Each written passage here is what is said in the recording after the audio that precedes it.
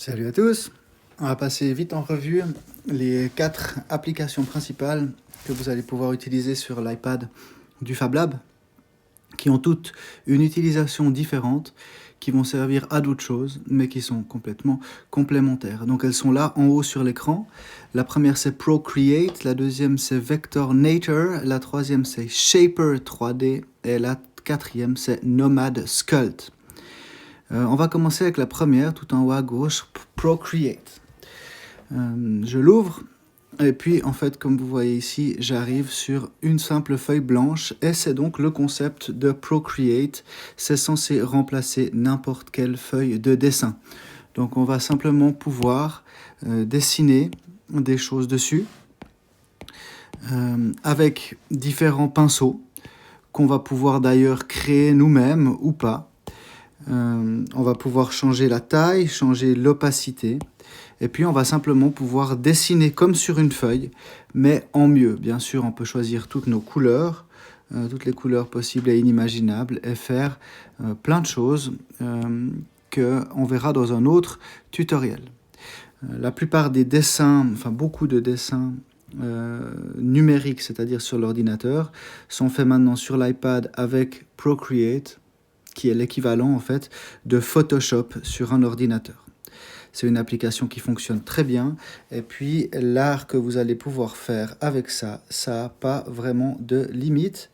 Je vous montre ici quelques exemples qui ont été faits avec Procreate, donc vous pouvez faire absolument tout ce que vous avez envie. C'est vraiment comme du dessin, mais en mieux, n'importe quelle peinture, n'importe quel style, il y a même des styles aquarelles, il y a absolument tout qui est possible et inimaginable. Ah, et puis comme on le voit ici, un truc cool, c'est que Procreate, il arrive à enregistrer tout ce qu'on est en train de faire lorsqu'on dessine, donc on a en fait notre dessin qui peut être mis en accéléré.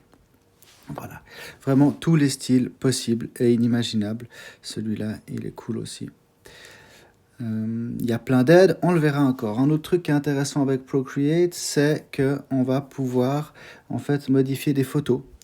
Donc ici j'ai pris une photo au bol, et puis je vais pouvoir par exemple dupliquer quelque chose à un autre endroit, et puis petit à petit, avec un peu de travail, réussir à modifier ma photo, rajouter quelque chose, mettre un arbre quelque part, enlever quelqu'un, faire différents effets qui vont être plus ou moins sympas pour faire par exemple des photomontages et autres. Donc dessin et photomontage, ça c'est une possibilité de Procreate.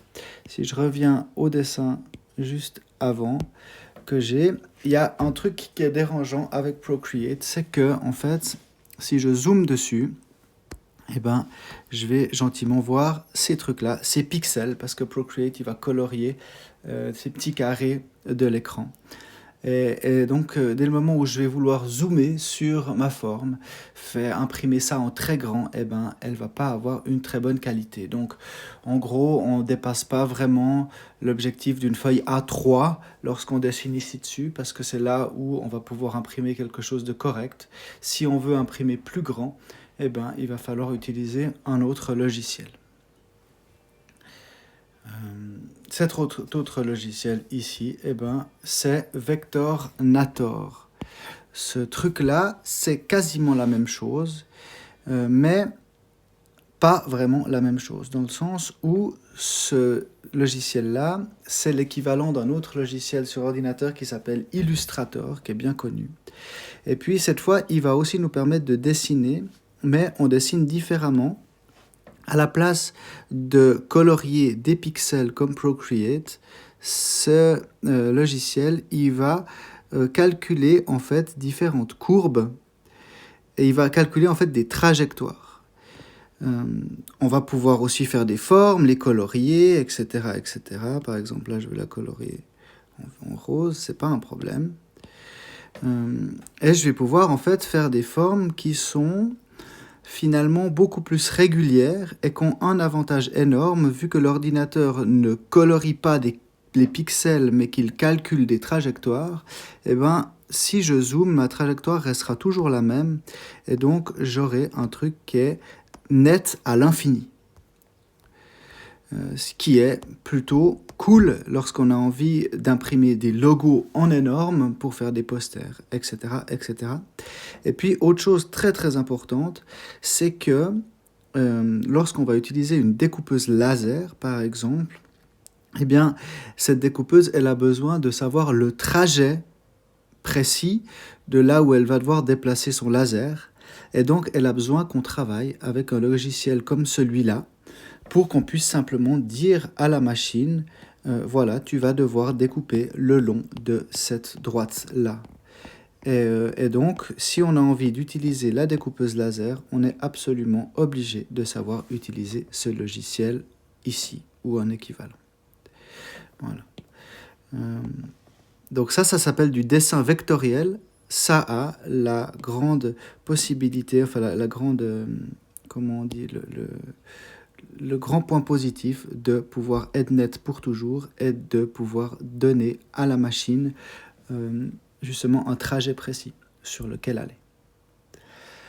Voilà, donc là on avait les deux logiciels de dessin en 2 dimensions, c'est-à-dire à plat. Le logiciel Procreate avec lequel on peut faire de l'art et celui-là avec lequel on fait aussi de l'art, mais où finalement ça nous donne beaucoup plus d'informations, où on va pouvoir utiliser la découpeuse laser. Ça c'est de la 2 dimensions, et maintenant si on a envie de faire de la 3 dimensions, pour par exemple utiliser les imprimantes 3D, eh bien, on va avoir besoin d'autres logiciels qui ont une interface aussi en 3D. Je m'explique. Le logiciel qu'on utilise beaucoup, il s'appelle Shaper 3D. Et puis, c'est un logiciel ici, comme on le voit, qui prend en compte déjà de la 3 dimensions, contrairement aux 2 autres d'abord.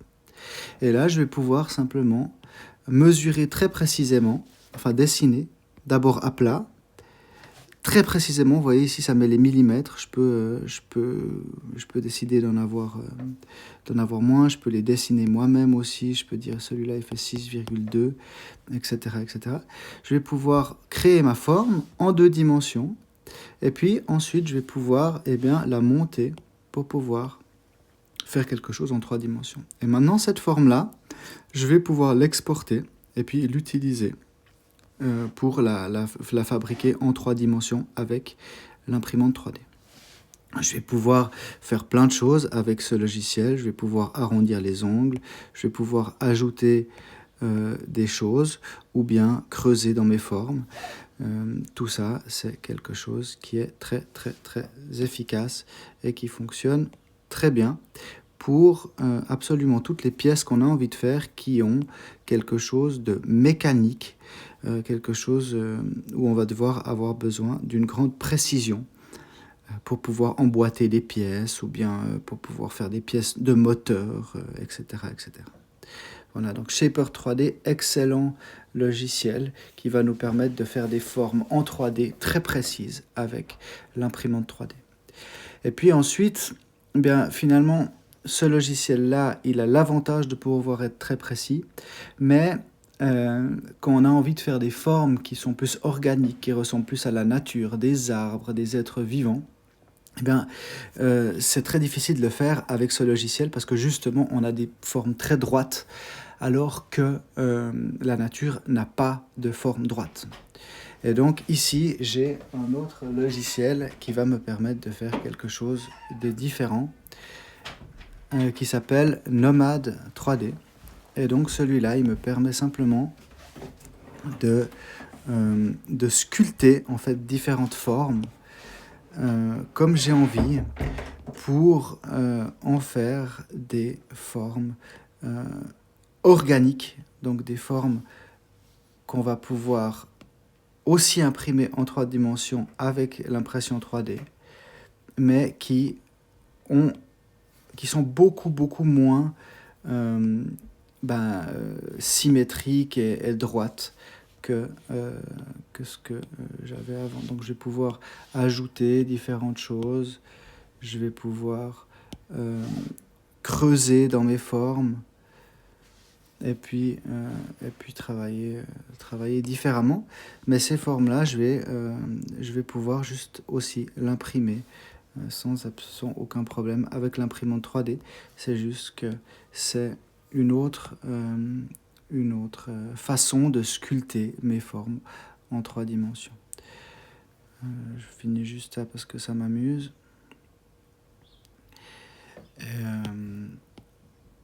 Et voilà, j'ai ici ma forme en 3 dimensions qui commence à être faite. Et ça, ce sera absolument aucun problème pour moi d'imprimer ça avec l'imprimante 3D. Voilà, donc on a ces 3 logiciels. Procreate, qui est un logiciel de dessin qui va pouvoir me permettre de dessiner très efficacement absolument ce que j'ai envie, mais qui est limité au niveau de la taille. J'ai Vectornator, qui est aussi quelque chose en 2 dimensions, mais qui va me permettre de dire à la découpeuse laser où est-ce qu'elle doit bouger son laser. Et donc je vais pouvoir découper des formes grâce à ce logiciel. Shaper 3D, qui me permet de faire des formes en 3 dimensions pour utiliser les imprimantes 3D. Mais qui est très très précise. Et puis Nomad Sculpt, qui va aussi me permettre de sculpter des formes en 3 dimensions, mais qui pour le coup va me permettre de faire des formes beaucoup plus naturelles, et non des sortes de pièces de machine comme Shaper 3D. Voilà, c'est les 4 logiciels qui chacun correspondent à des machines et des utilisations différentes. Bonne chance pour tous les utiliser, et je vous fais un tuto sur chacune de ces applications tout bientôt. Bye bye.